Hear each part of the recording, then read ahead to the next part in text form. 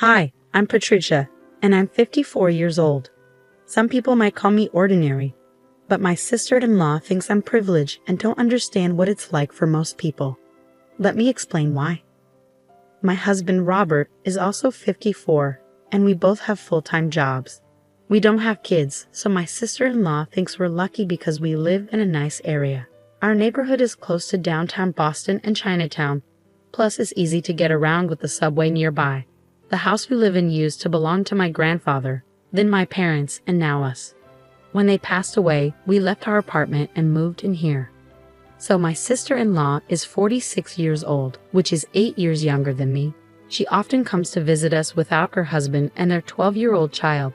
It takes her 2 hours to get here from her home, and she likes spending weekends in downtown Boston.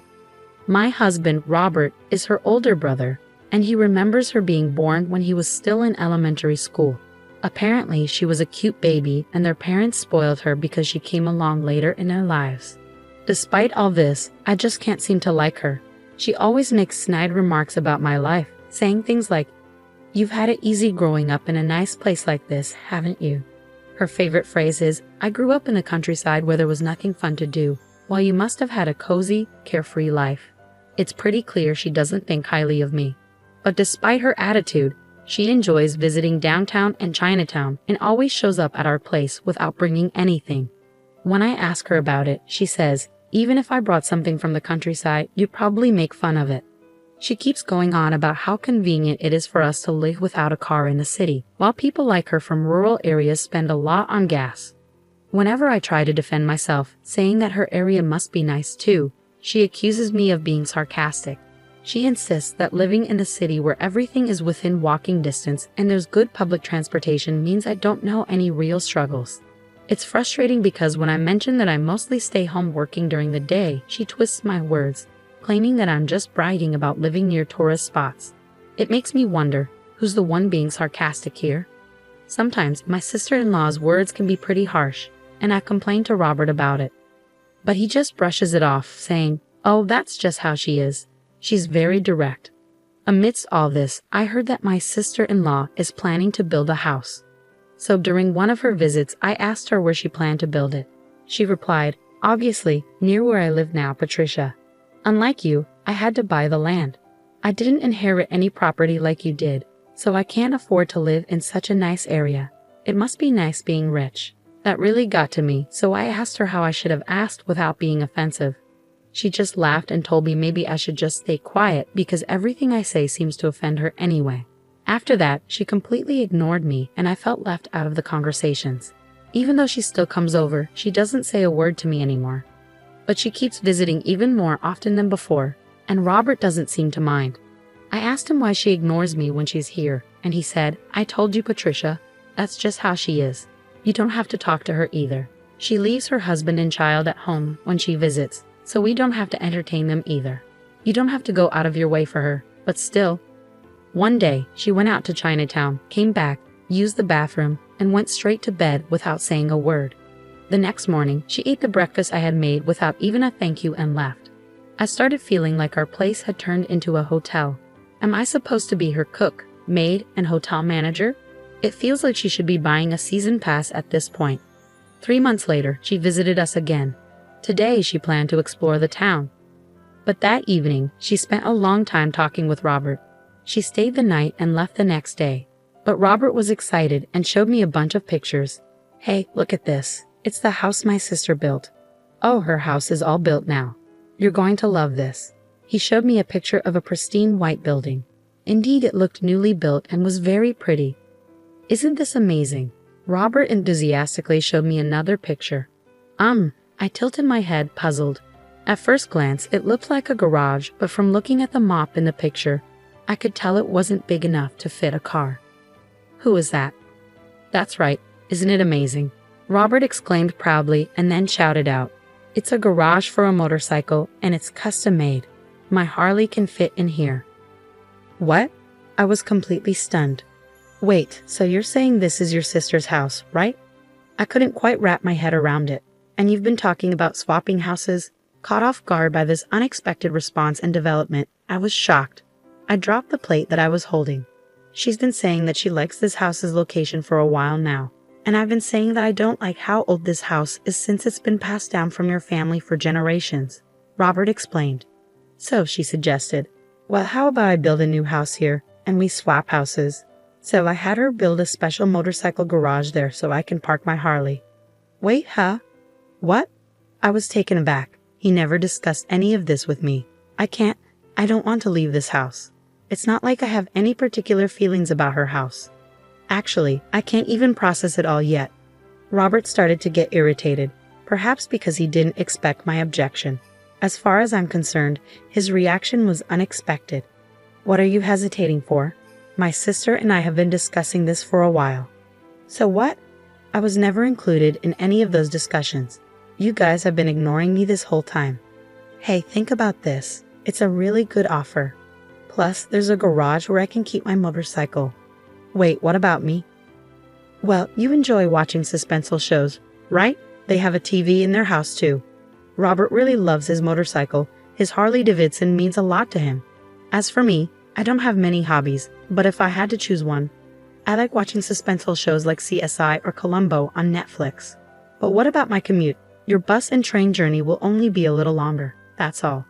Just a little longer? It's going to be an extra 2 hours. Well, I can ride my Harley. A 2-hour commute might be good for you. You've been putting on some weight lately, so think of this as a chance to lose weight. Lose weight? Even then, a 2-hour commute is crazy. I can't do that every day. But he was already excited about the new house and its garage for his Harley. He seemed surprised and annoyed that I was attached to our old house. Then he gave me an ultimatum. I'm giving our house to my sister and her husband. They have a new house with a garage for my bike. Why would you refuse? If you don't agree, I'll divorce you, he said firmly. Divorce? Did he just threaten me with divorce? I was shocked. Okay, let me sleep on it, I managed to say. I lay in bed stunned. A new house with a garage just for his bike. It seemed like it was all about Robert. His sister and her husband didn't even own a bike. They must have planned to take our house all along. And the fact that Robert agreed without talking to me first made me feel even worse. And then threatening divorce if I didn't agree? It felt like a threat. I couldn't forgive him for this. So for the next 8 hours until dawn, I was busy on my phone. The next day, I told Robert I agreed to move out. But I had a couple of requests. First, I needed 2 weeks to pack because I worked during the week. And second, they couldn't move in until we had moved out, okay? Yeah, sure, Robert said. You got them to build a garage, right? So as a thank you, I want to leave the house in really good condition. Let's hire professionals to clean it and hand it over 2 weeks after we leave. Robert agreed to that too. Happy with the arrangements, I called 2 places while Robert was out. The next 2 weeks went by quickly. Robert was happily packing, singing some strange song about his Harley. I called my sister-in-law to ask, how big are the rooms in your house? I needed to figure out where to put our furniture. They were also calling us about their layout since they were moving from an apartment. 4 weeks' notice for moving is really short. It seems like they're rushing to get ready for their move. Then, on moving day, there was a knock on the door. Hello, we're from U-Haul Moving and Storage, said the first group of movers when they arrived. Great, come on in, Robert directed them. But soon after, there was another knock. Hello, we're from 2 men and a truck, said another group of movers. Robert was surprised. I quickly stepped in. Sure, come on in, I said, ushering them inside. Wait, what's happening? Robert exclaimed. What's happening is I said we're moving, so I'm moving to our new home, I explained. Okay, everyone, the boxes with yellow tape are mine. Please bring those this way. The rest can go with U-Haul, I said quickly. An hour later, I said, well, thanks for your help. I'll send you the divorce papers later. Wait a minute, Robert panicked. I glanced back. You're the one who wanted a divorce, remember? I left Robert behind and hopped into the taxi I had called. But the ride was short. Long day, huh? A man approached me. It was my older brother, Dave. He had come to help me move. Well, it's good you found a place in 2 weeks. It's just a rental, but yeah. What a mess. It's more than a mess. Anyway, I marked all the important stuff like the rice cooker with yellow tape, so I'll manage on my own. Dave pitched in. Even though the movers handled the big stuff, I still needed help with the rest, so his help was huge. With Dave's assistance, I got everything moved in 1 day. All right then, give me a call in a couple of weeks, my brother said as he left. 2 weeks went by since I moved. Just as I anticipated, my phone rang. Hello, my sister-in-law said on the other end.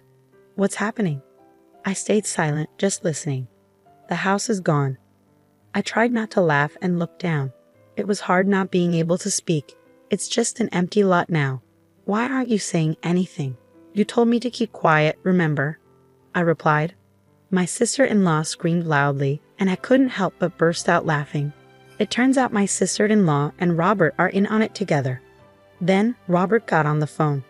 Did you have to do all that? He yelled, sounding almost like he was going to cry. Hey, you're the one who threatened me. I couldn't help but find it hilarious. And remember, I said I wanted to leave the house clean, didn't I? Your way of cleaning is extreme, he retorted. It's the cleanest slate possible. A chance for a fresh beginning, Robert said, clearly frustrated, his fists clenched. Anyway, come over so we can discuss this. There's nothing to discuss. If you don't come, I won't sign the divorce papers. Do you remember when I initially refused to leave the house? You threatened to divorce me. It's funny how fast you've changed your tune. Shut up. All right, I'll come to your place, but I'm too nervous to come alone, so I'll bring someone with me. I contacted my brother. Are you up for this? He replied, absolutely. He's always been dependable. Thank you all for gathering today. My sister-in-law's husband, whom I hadn't seen since the wedding, started, almost like it was another wedding ceremony. He seemed shy. My brother Dave, my husband, his sister, her husband, and I all sat around the table in my husband's new home. We couldn't have the kids with us, so they were in the next room. But the atmosphere in our room was tense. My sister-in-law had come in cheerful, but she was shocked to see an empty lot where the house used to be. Since they'd already given up their apartment, they couldn't go back in a hurry. So the movers brought all their stuff to my sister-in-law's new house. Now there were two of everything, 2 cabinets, 2 tables, making the space feel really cramped. Seeing everything doubled up was a shock. It felt like something you'd hear about in a TV broadcasting mishap. Why would you demolish the place? This is too much, Robert's sister exclaimed angrily. Robert joined in, yeah, just because my sister is easygoing and you're sensitive doesn't give you the right to do this to her. How could you sink so low? They were both yelling, but I couldn't help but laugh. I inherited that London house. It was originally my grandfather's, so I can do whatever I want with it. My husband defended himself. Then my brother added, basically, since Patricia inherited the London house, it's her individual property and doesn't count as marital assets. So you, as her husband, don't have the right to decide what happens to it or give it to your sister. Huh? What? My sister-in-law and husband were stunned by the unexpected revelation. Well, if you had told us that from the start, this could have been avoided. Robert tried to deflect blame. Classic Robert and Patricia, always in sync. So are we just blaming each other now? I thought silently. It's too late to object. My sister-in-law's husband sighed. You threatened me with divorce and told me not to talk to your sister. So I couldn't say anything. I finally spoke up. Patricia was threatened with divorce, and you wouldn't even let us talk to your sister. What choice did we have? Dave chimed in. So I decided to sell the property. The house was too big for me to live in alone anyway. The truth is, the day after I was threatened with divorce, I made 2 phone calls. One was to Dave, and the other was to a demolition company. They said it would take 10 days to demolish the house. My sister-in-law lives about 2 hours away, so she wouldn't have had time to come here after getting short notice for the move. Same goes for my husband, who moved to a newly built home near his sister's apartment. And that's how their new home ended up being an empty lot. That's enough. We've lost our home. And we had to move twice because we stayed at Robert's house temporarily when we found out ours was gone, which doubled our moving costs. My sister-in-law exclaimed, Do I look like I care? You should be grateful you're not being sued for trespassing on my property. You couldn't move in because it was razed to the ground, so you dodged a bullet. Ha ha ha. I couldn't help but laugh. Does that mean you didn't have Patricia's permission to start all this moving business? My quiet brother-in-law finally spoke up. That's right. She told us to stay quiet and my husband threatened me. They just went ahead and made plans without us. My sister-in-law's husband revealed. Hey, what were you thinking? You've been spending money in Boston and Chinatown for the past 3 months. You left me and the kids while you went shopping, and now that you've decided to live there, you sold our car. We can't live without a car here. but this house only has a garage for a motorcycle. Do you realize how much trouble you've caused everyone in your family?" My brother-in-law erupted in anger. "What's wrong with you?" My sister-in-law looked shaken. It seemed like she had never seen him this angry before. "Patricia," my brother-in-law continued, "this one here told me I'm going to take my brother's house and move. If you disagree, I'll divorce you. Can you believe it? It's surprising how much siblings can think alike." I was nearly bursting with laughter. I knew I'd have a sore stomach from laughing too much tomorrow. But since I'm a software engineer who can work from anywhere, and I didn't want the kids to be without their mom, I agreed to her demand. But now, seeing how things have turned out, I realize how my wife's selfishness could hurt our whole family. And what you said earlier about Robert's threat, that really woke me up. My brother-in-law took a deep breath and, looking at his wife, said, "You threatened me." Finally, he declared, "Well, it's over for us too. I'll take care of and raise the kids. I'll treat your threat like a proposal." "Now it's my turn," I said, turning to my husband. "Robert, I'll also treat your demand like a proposal. We're truly done now. Goodbye." "Oh wait, if I lose the house, doesn't that change things?" Robert exclaimed. "Exactly. The situation has changed, so it's not fair to cut us off like this," his siblings both shouted. I just brushed them off. My brother-in-law said, "You guys created this ridiculous situation, got all excited, and now you're just back to square one." After that, my sister-in-law's husband and I each hired a lawyer and pursued a mediated divorce. The newly built house that my sister-in-law had built was going to go to her husband, along with custody of the kids. My sister-in-law, who was always spending money and rarely at home, often left the kids' care to her husband, even on weekends. The kids felt distant and lonely, but now that they're living with just their father, they say they're happier because they know their father will always be there for them. The new house ended up belonging to my sister-in-law's ex-husband because she couldn't afford the mortgage payments. It was shocking that she could spend money in Boston every 3 months without having any income. Her spending habits didn't change, and she ended up buried in debt. The motorcycle garage was going to be torn down to make space for a parking lot. My ex-husband, who had been working all this time, couldn't afford to keep his Harley after the divorce. Losing his bike and his hobby, he turned to alcohol to cope with his frustrations. I turned the empty lot where our house used to be into a parking lot. Being near Boston and Chinatown allowed me to charge high prices for parking, which became a steady income. With that money, I bought a cozy one-bedroom apartment. Sitting in front of the TV, I smirked as I watched my favorite show, CSI, with a beer in hand. I enjoyed a relaxing evening in my pajamas, with snacks and no interruptions. It was the perfect way to unwind after a long day.